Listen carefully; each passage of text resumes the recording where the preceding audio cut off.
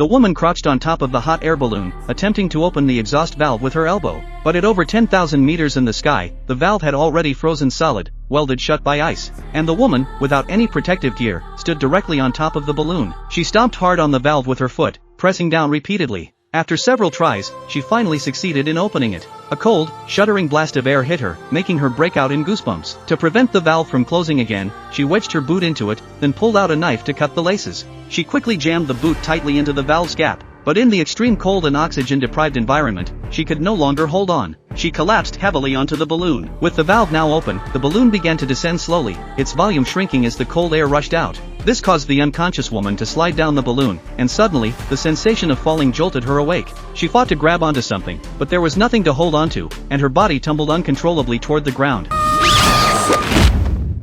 When she opened her eyes again, she found herself hanging upside down at an altitude of 10,000 meters, a rope around her waist saving her life.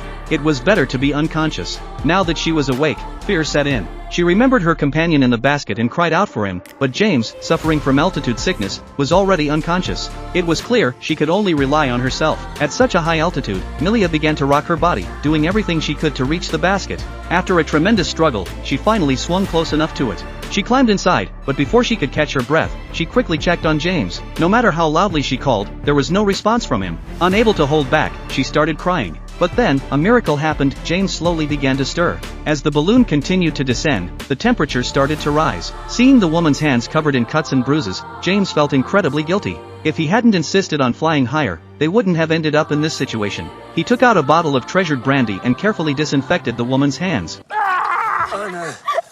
Just then, snowflakes began to fall from the sky. The man quickly grabbed a bottle to collect some, but the woman soon noticed something strange. The snowflakes around them appeared to be frozen in mid-air, which meant their speed matched the fall of the snow. At this rate, they were bound to crash into the ground. The woman hurriedly closed the exhaust valve and began throwing the sandbags and life ropes from the basket. In the critical moment, the man, too, didn't care about the expensive measuring instruments. He threw them all out. But even after emptying the basket, their descent didn't slow down. In a flash of inspiration, the man urged the woman to climb onto the iron ring. He realized that the basket was the heaviest thing. He cut the ropes holding the basket with all his might, and after cutting one side, he quickly moved to the other side.